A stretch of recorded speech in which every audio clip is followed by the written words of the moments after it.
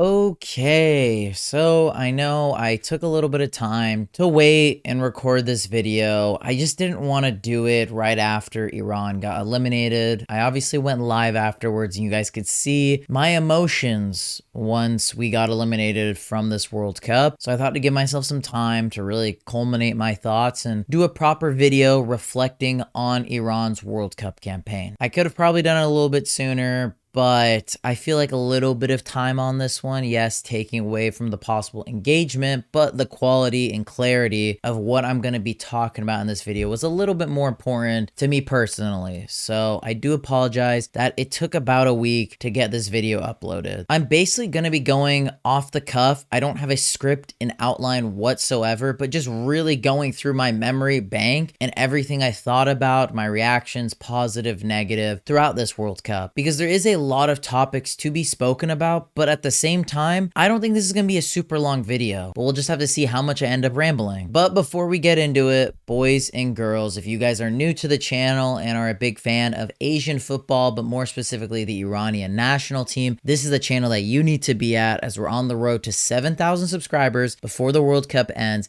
So make sure to subscribe, drop a like on this video because it really helps, and maybe I'll be a little less soulless every time you guys drop a like. So I would massively appreciate it, but let's get into it. So this World Cup, it's crazy that another World Cup has come and gone for Iran. This is now my fourth World Cup watching this national team, and it just doesn't get that much better. My emotions just keep getting picked away at every single time. I mean, if you guys were there for the live, watched it post live as just a video, it was a lot for me, and it wasn't a side I wanted to necessarily show on YouTube, but it's just what ended up happening, and I got really emotional. I mean, I got really heartbroken. I also got really just tired, and it was a lot this World Cup, and I'm just very passionate about the national team, and I really thought things were going to be different, and I'll talk about why maybe the floodgates opened and why I got so emotional near the end, because I think it does tie in to how things ended in the campaign for Iran. When it came to our group as a whole, it was definitely our easiest ever World Cup group. No one can deny that. It was very obvious, and we all thought this was going to be the opportunity where Iran finally make history, get out of the group stage, especially it being an expanded World Cup where third place teams get through. We basically just needed one win, and when you have a national team like New Zealand in your group, that should be the banker. And that was Iran's opening match, was against New Zealand. And unfortunately, because of all the politics, yet again for Iran at a World Cup, I think that cost them a little bit, added a lot of unnecessary pressure. But at the same time, we all know who's at fault for that New Zealand game. It is Amr Khalanoui. We didn't set ourselves up for success. It's mind-blowing to me we decided to start Shahriar Moghalu in a match against New Zealand, and because we didn't win that game, the reality is, guys, no matter however way you want to slice it or dice it, that is what cost us at this World Cup, was the match against New Zealand. You can see every third place team or every team that advanced. We can even use Egypt as the example. They drew against Belgium and they beat New Zealand. That's all they had to do to solidify their spot to the knockout rounds. Same with the third place teams. You gotta win at least one match, and we couldn't do that. And we had New Zealand, who were one of the worst ranked teams at the World Cup, and we couldn't even get a win. I get it. There was a lot for these players. Everything that's going on in the country, camp moving, the political pressure, the fans, all of these things. I 100% understand that. But it's the biggest theme that I'm gonna mention throughout this video, and I have mentioned in previous videos. We keep shooting ourselves in the foot. We are not setting ourselves up for success. We already know the task is going to be difficult, but we make it even more difficult. The squad call-ups, player selections, tactics, like Khalanoui, why are you making this so difficult? In the game against New Zealand, for example, what is that starting lineup? Why is Shahriar Moghalu starting? He was terrible in that game. I don't care what anybody says. He was decent. He, defended a great opportunity against Chris Wood. Listen to yourself. A striker makes a great defensive piece of work. That is a problem. That is how low the bar is set for Moghalu. Why are we trying to do a kickabout against New Zealand? Why are we trying to go band for band against them? Defensively, we were so poor in that game. Why were we not more defensively resilient? Why did we leave it so late in that game to try and go and attack? That is an issue. The fact is, that was the banker. That was the game we needed to win. And we drew. The way we played played was as if it was our first World Cup match, when in reality, this is our 4th consecutive qualification. I felt like our experience would have bled through in this. You decided to choose Unk FC, but we played like we were 12 FC. Why did you call it these type of players that we all clearly can see were not good enough, and you even picked some of the knobheads? Oh, Khalanui. Oh man, that New Zealand game. That's the one that really cost us, guys. I don't care what anybody says. That was when our World Cup was a complete uphill battle. You go into the game against Belgium. You're essentially playing with house money. And in all honesty, up to the red card, I thought we played pretty well. We dug deep and brought back one of those vintage Carlos Queiroz type performances. But then once the red card happened, that is my problem with Amr Khalanui. Belgium really sat back. They didn't know what to do. They were a wounded animal. Belgium isn't the team as before, and they were really exposed. They were giving us possession. We just didn't know what to do with it. As a coach, when these things happen, you have to set the team up to pounce on these opportunities. But we played so pessimistically. That is another big theme throughout this World Cup. We played it so safe. That is a problem. We didn't go for it at all. When there's opportunities on the table against New Zealand, when Belgium went down to 10 men. In the past, under Carlos Queiroz, we didn't have the players that we had. We didn't have the experience that we had. We also didn't play against such easy opponents like we did in this World Cup. I get why we did it back then, but in this situation, where you have the experience, you have the opportunity. When Belgium went down to 10 men, we had to go for it. That's another moment that cost us. We played it so safe. We should have tried to go for it in that situation, and we probably could have. But Khalanui was just sitting there like, damn, I didn't realize we were going to get this far. We were going to be the team that is going to have all the possession. I don't know what to do. That is so silly. You are the coach, man. Bringing in a guy like Mohalu, who yet again did nothing, unlike a guy like Hosseinzadeh or maybe Qaidi, who are more direct, that could penetrate that defense, that can cause some issues. You didn't bring those guys on? Like, oh man, Khalanui. This is also why I didn't want to do this video, because you're just absolutely pissing me off. The logic behind so many of these decisions is crazy. Obviously, hindsight is 2020, but we knew New Zealand was a weak opponent. And when Belgium went down to 10 men, you couldn't do anything about it? Why do you keep shooting us in the foot and you leave it all to the Egypt game, where in this game, I will give him this. I think his starting lineup for that match was the best out of all the group stage matches. I love that Gorbani played in the midfield, and I thought he was pretty good. You could see that there were some World Cup debut jitters, but I thought he was good. He added some youthfulness to the midfield. My problem was playing Saman Ghoddos at right winger. That was a bit weird. Other than that, I guess beggars can't be choosers. I thought the lineup was pretty good with the players that we had. The issue was, by no surprise, defensively, the goal we gave up. We didn't give Egypt many chances, but the one we conceded was an absolutely abysmal goal. What are we doing? Baramont should have saved it. Kanani, what are you doing on the goal line if you're not going to clear it when it's shot right at you? Like, what are we doing there? We're giving shit away for free, just like in the New Zealand game, then in the Egypt game. Such cheap goals that Carlos Queiroz would have banged his head on the wall if he saw us do shit like that. But Taremi, you do the hard part. You win the penalty. You do 9/10 of the work. But yet again, game 3 of a World Cup, he folds. The biggest third game World Cup fumbler, Mehdi Taremi. Why does this keep happening for you? Why do you fold in these moments? Luckily, Rezaïan scores really quickly after, but I was deflated after that. I thought, okay, this is the football gods telling us it's not our day. And I'll get more into Rezaïan at the end of the video, because there needs to be a whole discussion talking about him. At the end, we put the pressure on, we hit the woodwork, Khalizadeh scores. As sad as it is, it was the right call, but it was just so heartbreaking that we scored, we celebrated, and when he was offsides, it was by a toenail. Like, literally, if he was one shoe size smaller, he would have been onside. It's just, that was the cruel part.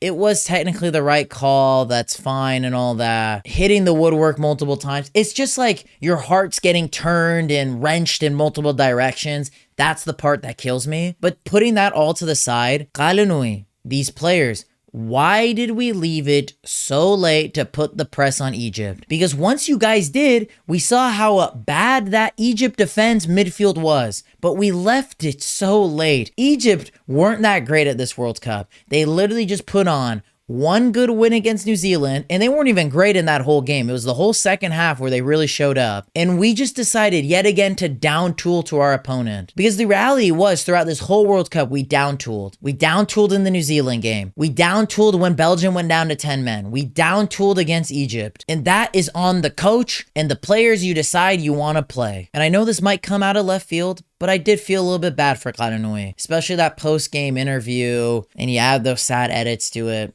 I did feel a little bit bad. He is very much an Amu. I love him in that sense. But as a coach, man, you are just not up to par. You are killing me deeply inside. You play guys like Moghalu, you don't play Qaedi, you don't even give Hosseinzadeh a fair run, and you don't even want to play Dennis Eckert. Like, what was the point of bringing him in? And I am thinking about doing like its own standalone video talking about the whole Eckert situation. What's his future look like? Because he didn't get any minutes leading into the World Cup, at the World Cup. And there's so much he said, she said with him. And I do kind of want to try to clear the air with everything that I know to my knowledge about Eckert, because I think it's worth the talk. But he should have played. I understand he's an unknown character. He hasn't played for us. He might not gelled with the team. But I could put this on my life that he would have done better than Shahriar Moghalu. And it goes back to what I said. No risks. Pessimistic. Conservative. Why not give Eckert a go, especially at the end of the Egypt game, especially when Belgium went down to 10 men? These were the opportunities to do so. The players that were actually exciting, that you should have played more often, you didn't give them a chance. I thought we were going to see Qaedi get decent minutes, Hosseinzadeh get decent minutes,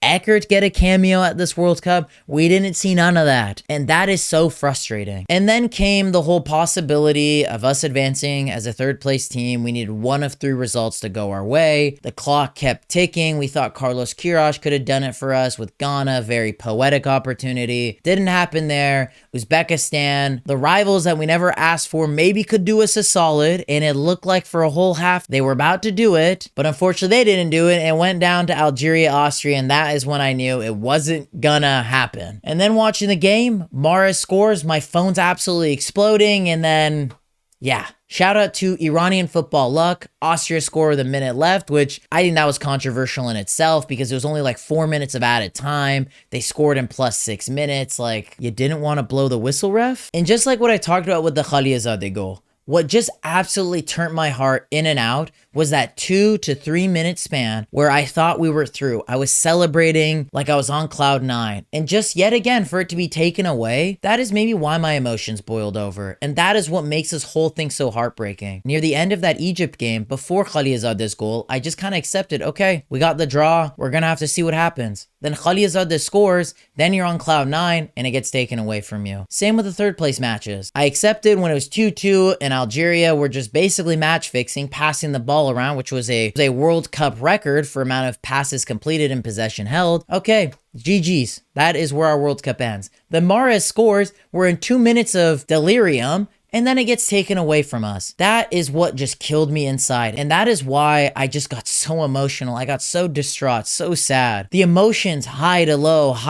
For anybody, that is too much. And we were most definitely the most unluckiest team, maybe in World Cup history, but for sure at this World Cup. And it's sad that I'm sat here 4 years later talking about how we weren't able to do it. Our World Cup groups have gone only easier and we still can't do it. And as well, even with an expanded World Cup format, we cannot get the rub of the green. We fought through so much adversity. We did so much. I just thought maybe this could have been the Cinderella story. I thought the writing was on the wall. And I don't want to blame it on other external things and we didn't have the luck. Because at the end of the day, in my opinion, we only have ourselves to blame. And when I mean ourselves, I'm talking about you, Amir Qaranouhi. The squad call-ups, the player selections, the tactics, all of the above. That is what killed us at this World Cup. And I don't care what anybody says, you need to be done as the Iranian coach. If you cannot get out of this group, you should not be coaching this national team no more. Case in point, not being able to beat New Zealand is a sackable offense in itself. You shot us in the foot so many times. You are the definition of doing the bare minimum, and you got completely exposed for that. You kept doing it at this World Cup when there were so many opportunities that you could have just let these players flourish. And you chose to just be so negative in the way you approach things. And I don't want to see you be the coach anymore. I know it was sad and I felt a little bit bad for you at the end of that Egypt game, but let's be real. I want to see Iran succeed. I want to see this national team reach the next level, and you're not cutthroat enough for that. You are so biased. You are so naive. You are so one-dimensional in the way you think and who you play and what you want to do. And I don't want that anymore. I'm tired of it. Guys like Shahriar Moghalu have no business making 3 World Cup appearances in the big 2026 when he has never played in a World Cup or really for Iran until you became the coach. And he was terrible at this World Cup. Absolutely garbage.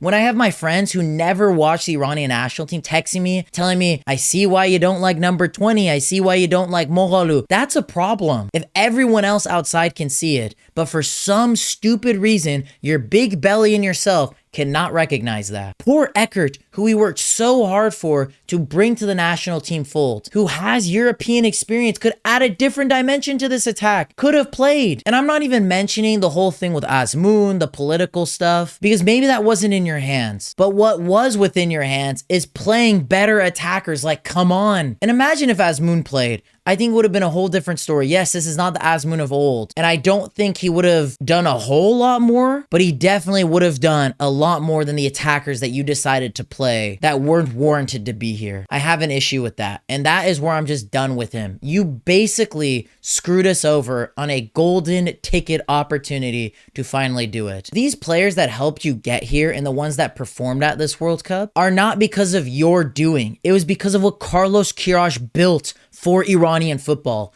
You cannot insert yourself in the chat, Kalanoui, and be like, well, I'm the one who did this and that. No, no, no, no. These players that really carried us, like Taremi in large parts of it, Rezayan, Baranvant, Ezotolahi Qudus, the players that were part of this golden generation were not because of you. It was because of Queiroz. And all the dumb and dumbers that you decided to call up that have never been in this mix, we're all terrible. I will stand on this hill. If we brought in guys like Hossein Nejat, Alahiyar, Mehdi Zadeh, Falah, energetic, talented players, this would have been a whole different story. I can already see it in the games against like New Zealand, Egypt, weak midfields, defenses. These guys would slice them like Swiss cheese. But we made it just so difficult. Poor Taremi had no support. Why did we think he was Jamie Vardy and constantly hoof the ball up to him? Rezayan was amazing at this World Cup. He is a true wonder unk. He was sensational. And I have to give his flowers here. He is the GOAT amongst GOATs when it comes to Iranian footballers at a World Cup. I will give him the praise there. Baranvant, you were great in the Belgium game, but outside of that, the New Zealand game, the Egypt game, you were kind of cheeks. Taremi,